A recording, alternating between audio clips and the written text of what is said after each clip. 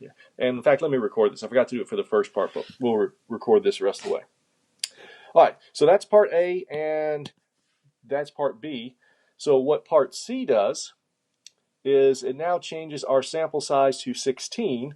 So let's see how that's going to change things real quick. All right, so the sample is still small, right? So the sample in this case is now bumped up to 16. But it's still coming from a normal distribution, so I can still use a normal distribution to answer these questions. The mean of this sample is still going to be the mean of the population. Right? And the standard deviation of these samples is going to be that old standard deviation of the square root of n, which is 32 over the square root of 16. I'm sorry, 3.5 over the square root of 16. So that's just 3.5 over 4. Right? And 3.5 over 4 is 0.875. Right? So for samples of size 16, we're working in the normal distribution with an average of 32 and a standard deviation of 0.875. Right? So that's part C. That's the answer you had to give there. Right? And then in part D, same question that we had in part B. If the average really is 32, what's my probability now I will pull out a sample of size 16 and get a 31 or less? Right. Now, what we've talked about in class is when we start pulling out more and more samples, they start to get more clumped towards the center, right? Because when you take averages, a big outlier might average out with a small outlier to give you something that's right there around the mean. So if I had individuals, I could pull out a high score, or I could pull out a low score, or maybe even one in the middle, but it's much more variable. But when we start pulling out these scores and averaging them together, this high score and that low score will give me something that's more close towards the middle, which means a lot of our samples of size 16 should be a lot closer to the middle, a lot less varied. Right? So for part B, we had a probability of 0.3859 of a sample of size 1 occurring of 31 or less. In theory, what should happen here is that this probability for samples of size 16, since it's less variable, should be a lot smaller than that.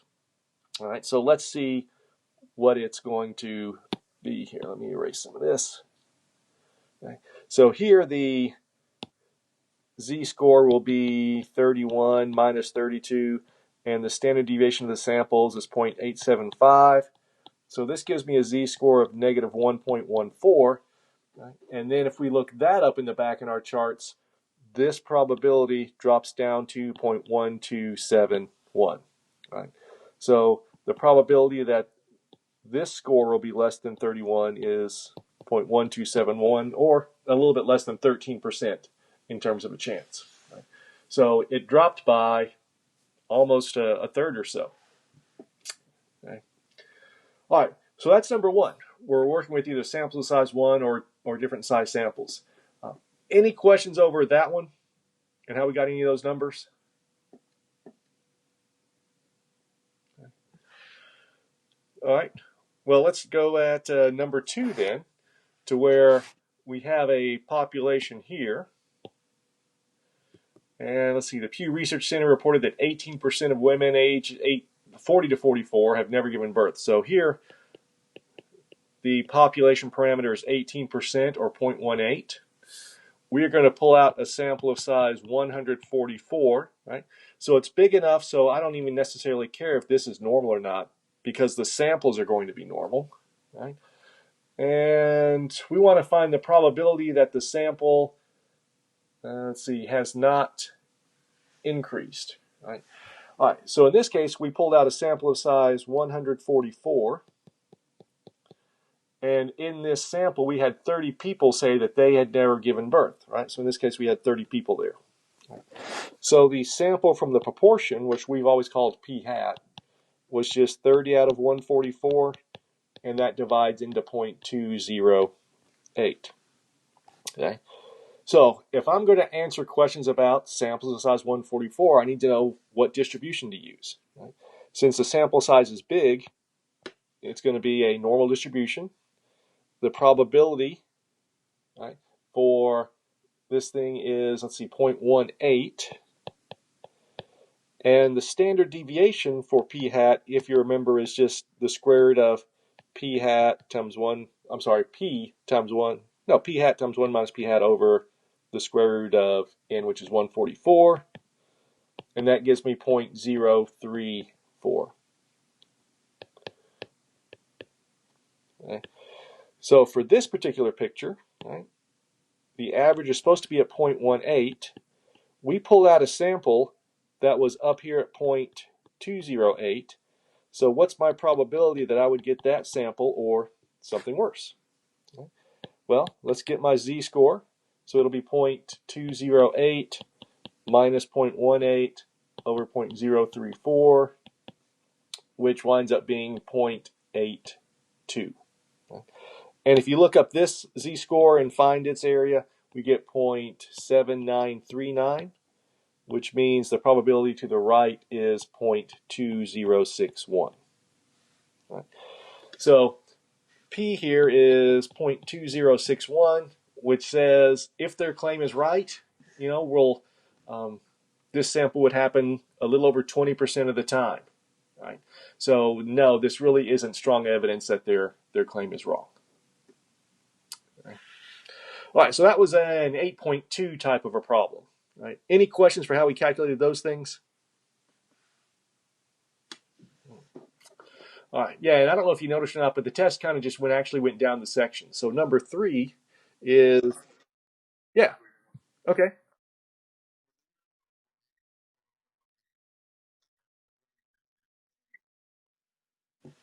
Uh,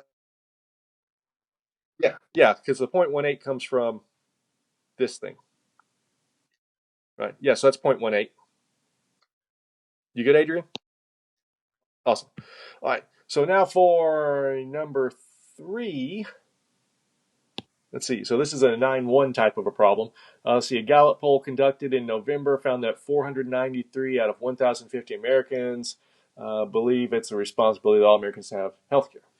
All right. So in this case, for number 3, right off the bat, I can see I'm taking a sample of size 1,050. Number of people that said we had health care is 493. Right? So for part A, we want an estimate for the proportion. Right? So in this case, p hat is just going to be 493 over 1050, which gives me 0.470. Right? So we're going to try to construct a confidence interval to actually capture what the true proportion is for all Americans. Right? Part B asks us to make sure we're in the right setting so that we can do this responsibly. Right? So the first thing we have to check is, are we using a simple random sample? Yeah, it was a simple random sample of 1,050 people. Is n times p times 1 minus p bigger than or equal to 10?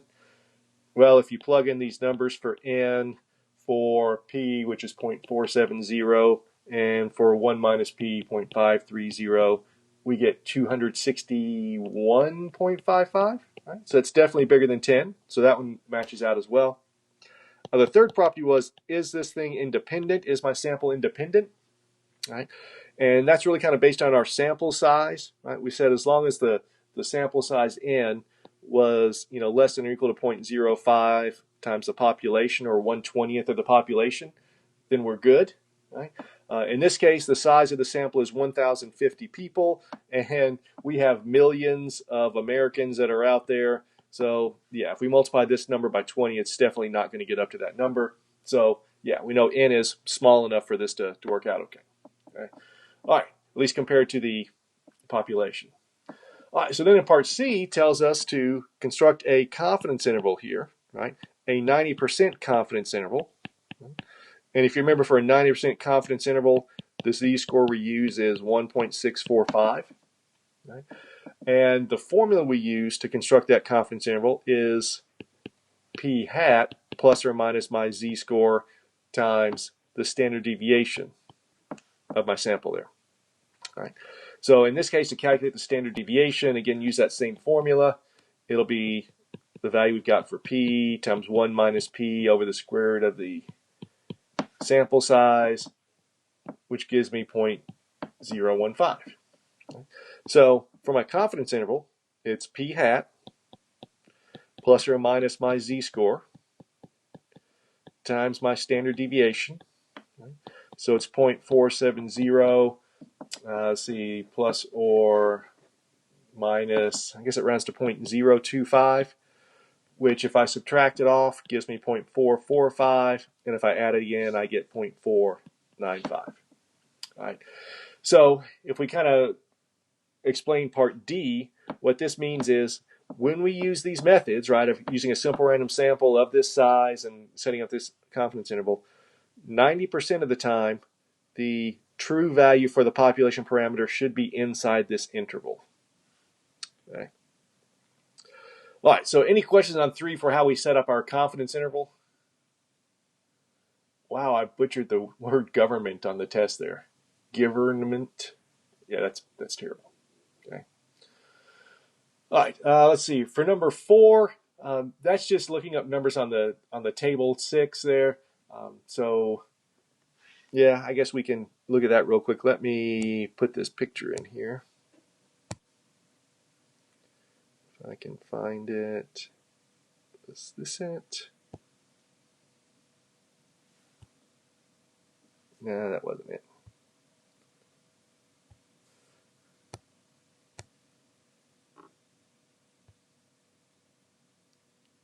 There it is. Yeah. All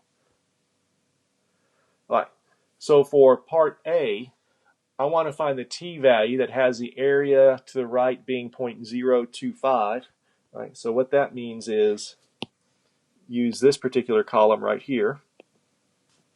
Right. And 29 degrees of freedom means to use this row right there.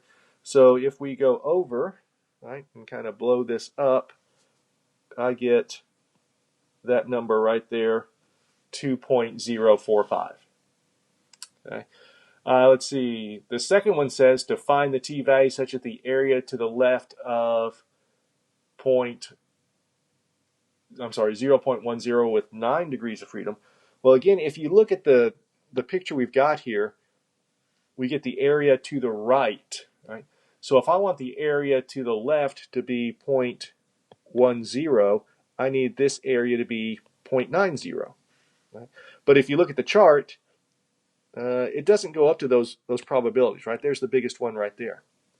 But what we can do is we can take advantage of symmetry to help us out here, right?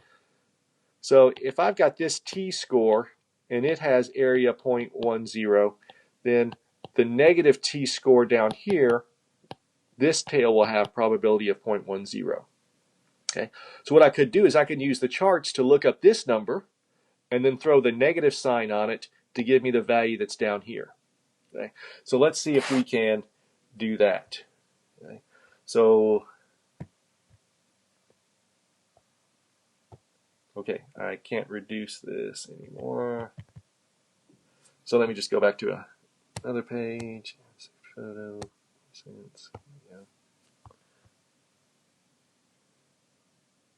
All right. So if we look at this one, I want that t-value to the right that is 0.10, which is this column right there. Okay. And I want 9 degrees of freedom, which is right there. Okay. So that gives me the positive z-score of 1.383. So that negative z-score down here would be negative 1.383. Okay. And then for part C, let me throw in this picture again.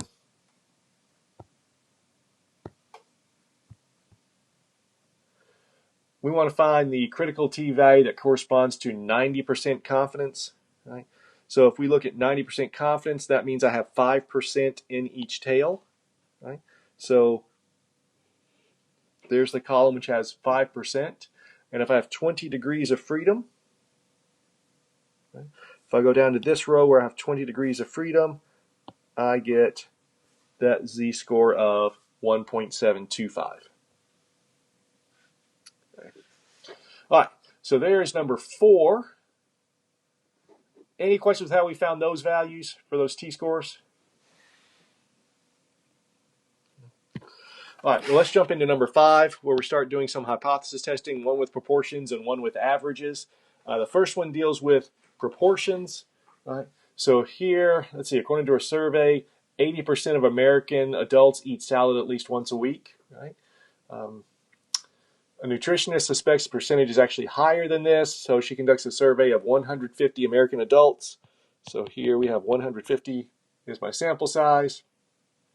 The number that eats a salad once a week is 130, and she wants to conduct a hypothesis test against their claim using alpha equals 0.05. Okay.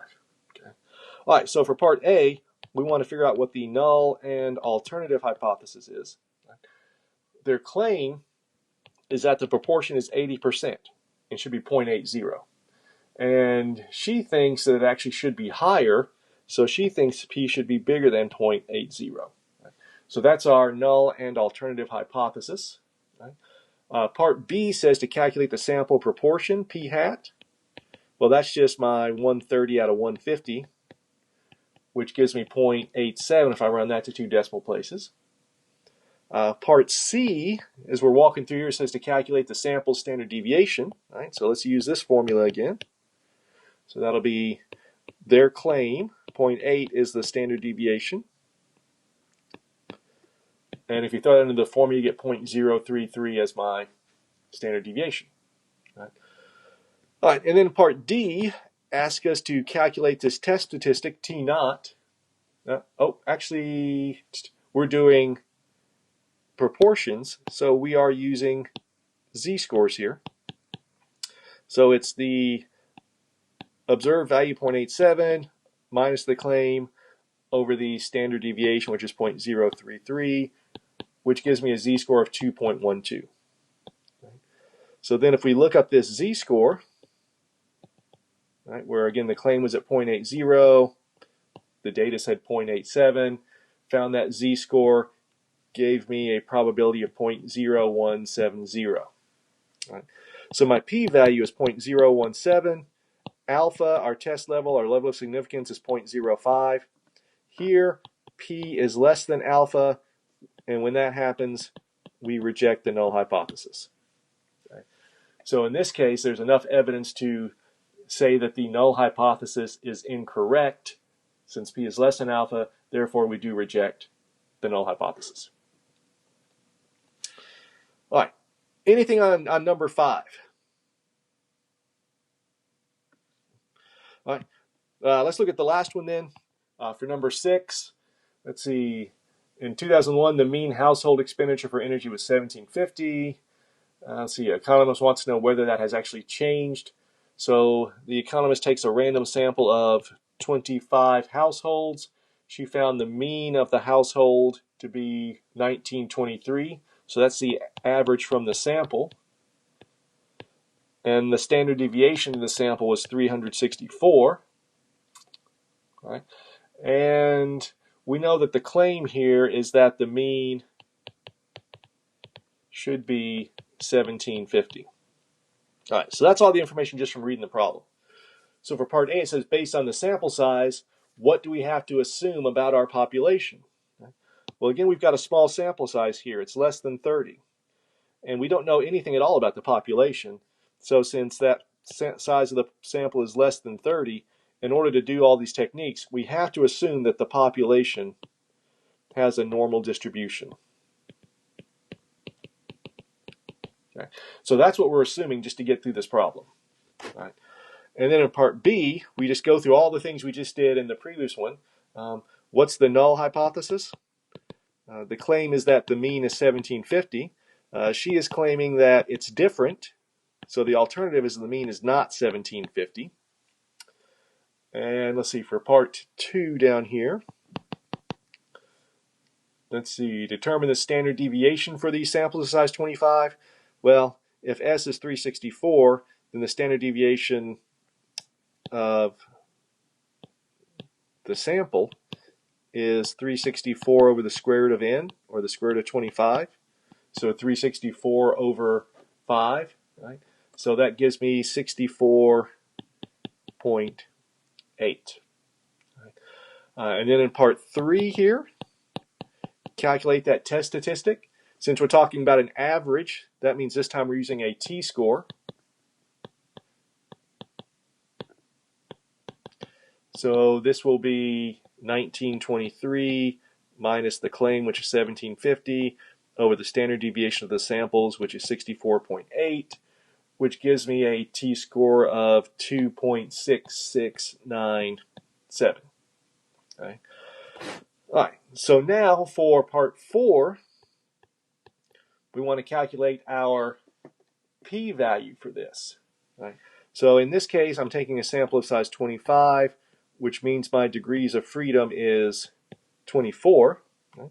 So if we go to our chart and look this up again, in this case, alpha was 0.05. Whoops.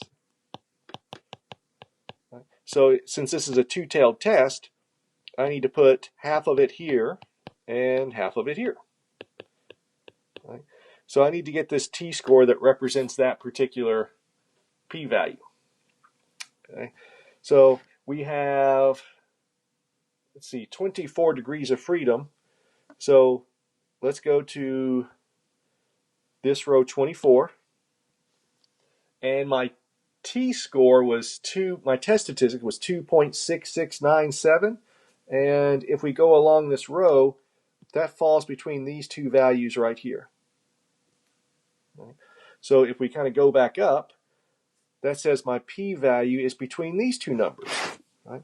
So I know that the p-value is between 0.01 and I did that backwards, 0.005 and 0.01.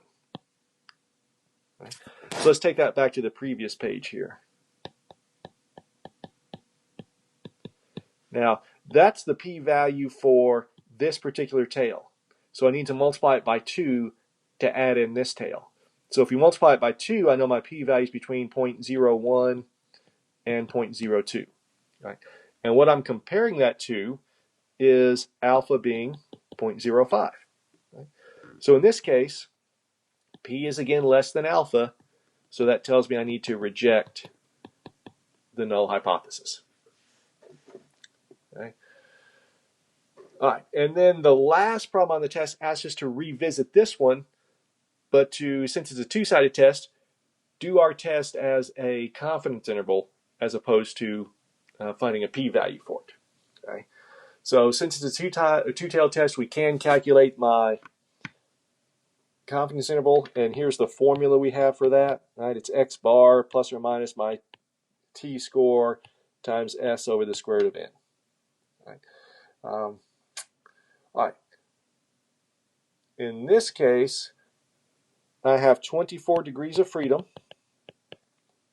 Right. Each tail has 0.025 probability in it, since I'm splitting it in half. So what t-score do I get from the chart that I can plug in right there?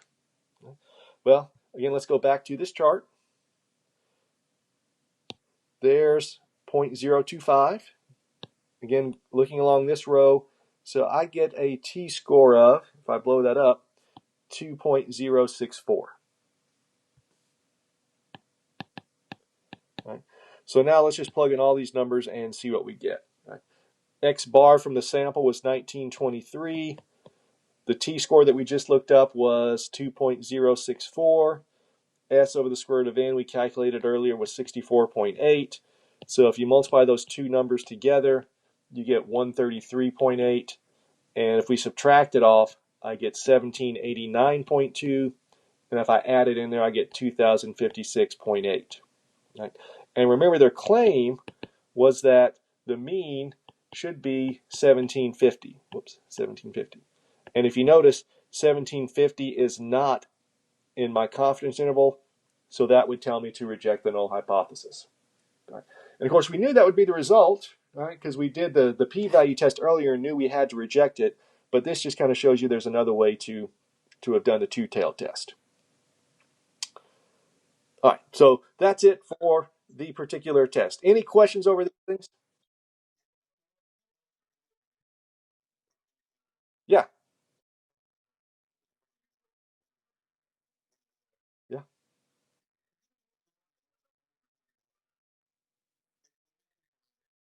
Oh, is it really?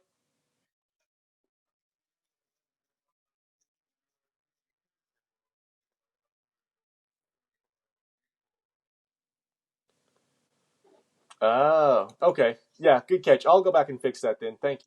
I'll have to go back and look at those I graded already too to make sure I didn't get that. All right, yeah, thanks for that. Good catch.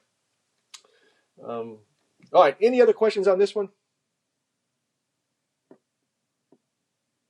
No. Okay,